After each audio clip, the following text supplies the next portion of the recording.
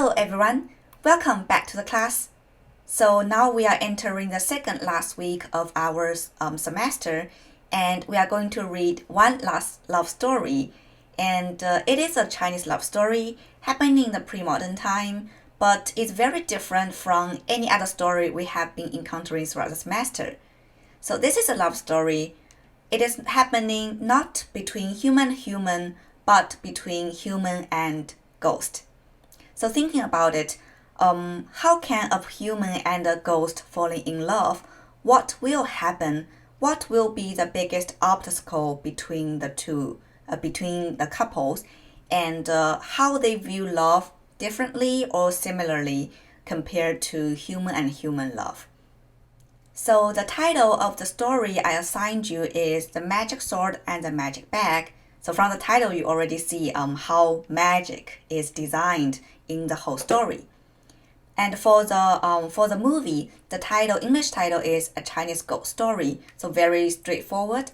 But if you look at the Chinese title, that is 倩女幽魂, and literally translated, that will be a beautiful girl's wandering soul or wandering ghost. So you see, in the Chinese title, it implies not only it is a ghost story, so definitely because wandering souls, that's a ghost story, but also it's a ghost story of a female ghost. So that idea of a pretty woman, a seductive ghost is already embedded in the Chinese title. Let's begin by introducing this specific genre of strange stories, in Chinese 志怪. So this is a kind of a type of Chinese literature which appeared in the Han Dynasty and developed after the fall of the dynasty in 220 CE, and in the Tang Dynasty in 618 CE. So you can see it's like a pretty long time ago, a very old tradition of writing a story. And they were among the first examples of Chinese fiction and deal with the existence of supernatural rebirths and reincarnation, gods, ghosts, and spirits. I think the idea of fiction may not be very appropriate here because in the pre-modern time, people do believe ghosts and spirit exist. So to them, these stories are just stories. Maybe they heard someone retold the story, but they are not necessarily fictions. So from our modern time point of view, all those are superstitious or supernatural things. They cannot be real things. So we call them fiction. But at that time, no wonder they are stories. But are they fictions or are they real life experience? It's hard to tell. And this very old tradition actually continues throughout the history of literature, even to us today. People still write about ghost stories and fascinated about all kinds of ghosts, spirits, and human contact with those strange world. Especially here, I put an image of a fox. So the fox spirit is very prominent in those stories. We didn't get the chance to read the fox stories, but fox can turn into beautiful women, and they are also very seductive and have a very interesting, complicated, sometimes harmful relationship with humans. So for strange tales, there are a lot of stories about justice and retribution. So the idea of retribution or karma is very much important in those stories. And especially when a human turns into a spirit or turns into a ghost, there has to do something to do with his deed. Like he did something wrong and then turns into something else, turns into strange things. Or a lot of times for the fox stories, because a fox did so many kind of cultivation for itself, and it gains ability to transform into a human. So the idea of karma, retribution, is very important. And also, these stories, a lot of these stories are court cases. So the role of the judge, either real world or netherworld judge, is very important. So because they are seeking justice, because there is a retribution, you need a reason, you need someone to judge for you. So the role of judge, the role of court is very important. Actually, in the movie, you also see a kind of a, I would say, a parody of this kind of role of court and judge. You can find it for yourself. I think that's one of the most interesting moment in the whole movie. And also in terms of love stories, because we are talking about Chinese love story, a very typical setting in those strange story genre is a young scholar student versus a ghost or a fox. Definitely female ghost or female fox. So those female fox spirit or female ghost will go seduce the young scholar student and may have some romantic relationship with them, and that kind of become a typical beginning of a love story. The story we are going to read is from the specific collection, Strange Stories from a Chinese Studio, or in Chinese 聊斋志异. Its author is Pu Songlin, who lived from 1640 to 1715. And Pu Songlin is a kind of not very successful in his career as a scholar because he failed multiple times in the imperial examinations. And he writes representative stories, very much, a lot of representative stories about female ghost and fox in this collection. And he likes to leave comments by the end of the stories. Not in this one we are going to read, but in other stories, he will always leave a comment speaking as a historian to say, oh, maybe we can learn some moral admonishment from the story, or maybe we can compare the human world and the ghost world or the fox world and get something out of that. So the idea of a fox world or ghost world versus a human world is very much paralleled in Pu Songlin's story in this collection, Strange Stories from a Chinese Studio.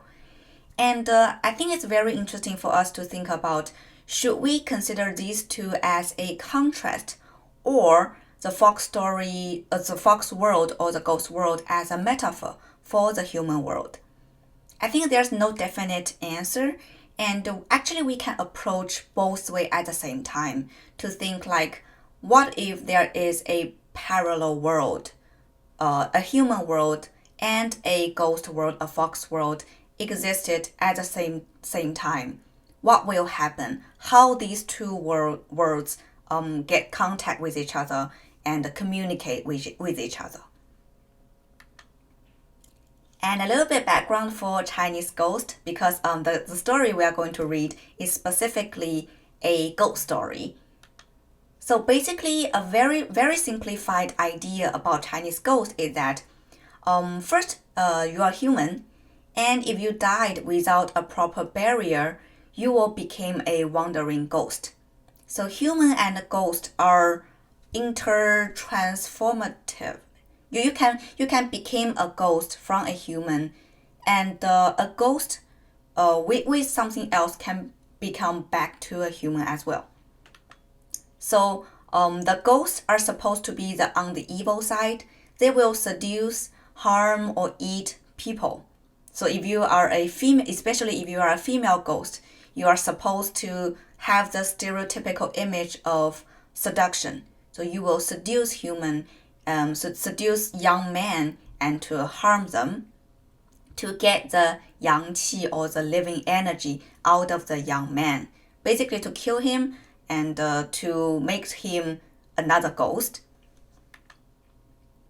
But as I said, human and ghost are interchangeable. So with proper burial and in the most of cases in one's hometown, ghost can go back to incarnation, in the circle of incarnation, and to reborn as human. That is actually what we saw in the movie. So human without proper barrier can become ghost, but ghost with proper barrier and with some ritual, they can go into reincarnation and reborn as human. So, and also, I think this is more mostly commonly seen in the modern kind of adaptation. So, supposedly Chinese ghosts are scared of a lot of things, including Buddhist sutra, and they will use that as a talisman in a lot of cases. But that is more like a modern interpretation of how the ghost sutra relationship works. And one last thing very interesting is that in a lot of stories you'll see Chinese ghost really wants to be human. As I said, not only Chinese ghost but also fox spirit, they also want to be human. They pretend to be human in a lot of cases, and only the smart guy or the guy with special ability can recognize them as ghost or fox.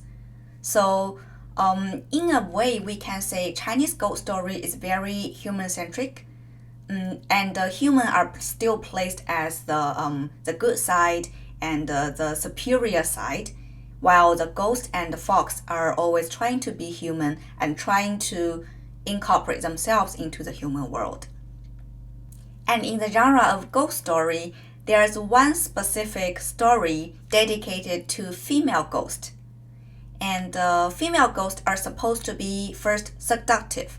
So female ghosts are usually very, very beautiful and has that kind of irresistible charming, especially to young men, young scholars. And they are very powerful. And some scholar will argue that kind of stands for female being able to hold their agency. Because if you're thinking about the story like Oil Peddler or the summer, A Tower for the Summer Heat, female are kind of, in the pre-modern society, are kind of very passive, always waiting for the man to conduct the action upon them. So they don't have a lot of agency until they became ghosts in these stories. That is a time they grab some agency and can do whatever, not whatever, but something they really want. So that's kind of a very interesting perspective when you look at a female ghost story. We didn't get to read it, but I put a picture here. This is another very famous female ghost story in the Chinese ghost tradition. That is a female trying to seduce men by painting a very beautiful human skin and put on herself to become a beautiful lady. So beautiful, seductive, powerful, and somehow agents have some sort of agency is a stereotypical image for female ghosts. Now let's go back to the story we are going to read. So the magic sword and the magic bag. The Chinese title is actually 聂小倩. It's a name of just simply the name of the female protagonist, the female ghost. And I will consider this story as a very typical ghost story because it begins with a young scholar on its way to take exam and then encounter a beautiful female ghost, and that is where everything begins. So basically everything first is very normal. You see like everything we expected to see in daily life. And then suddenly at some pivotal moment, the strange begins. And towards the end, the strange is tamed. So this is basically the line of majority of this kind of ghost stories, or not ghost, strange stories. So from normal to strange, and towards the end, go back to normal. And that will be very interesting for you to think about when you read the story. Where does the strange begins? And where does the strange became tamed? So how to how to make the transition from the normal to the strange and to the normal again? That is a very interesting way of telling a story. And also, this story is a little bit different from a lot of other stories because it has a happy ending. And the happy ending is built upon the foundation of taming the strange. So I think one interesting question to think about is how the strange is tamed and how it is able to be tamed. How shall we understand this idea of strange being tamed?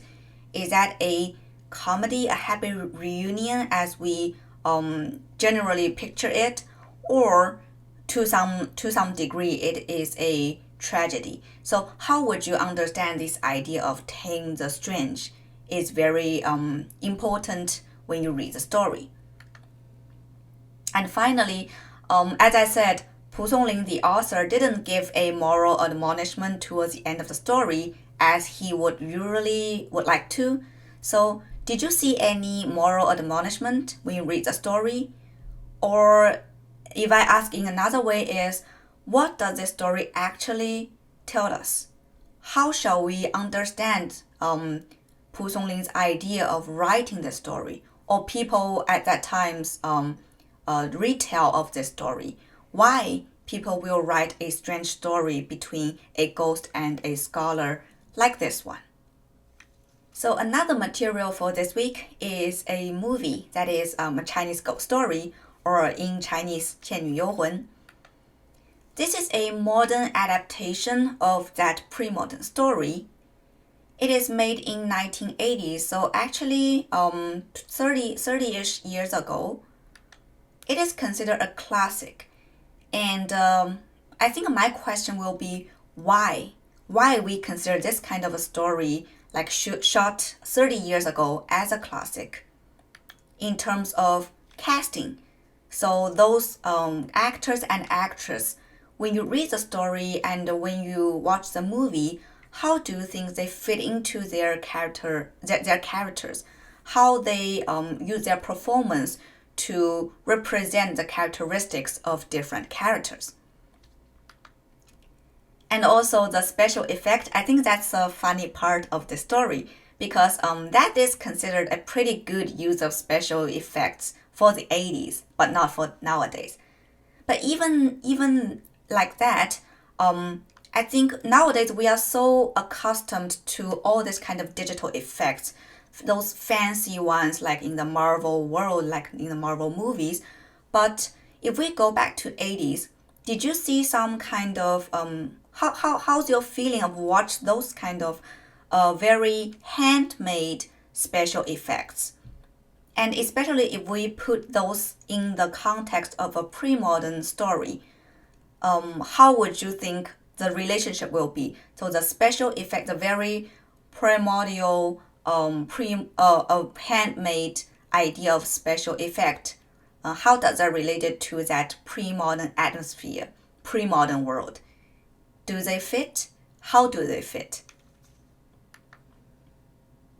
And also a good script on love.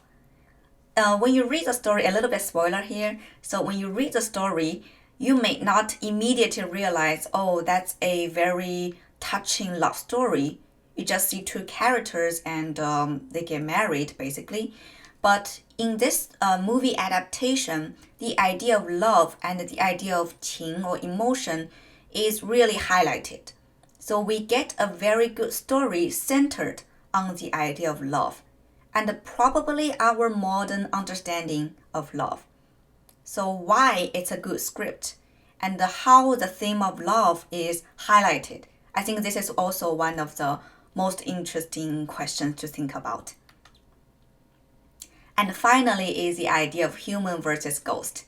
So I won't spoil further, but if you watch the movie, please take the idea of human versus ghost in your mind.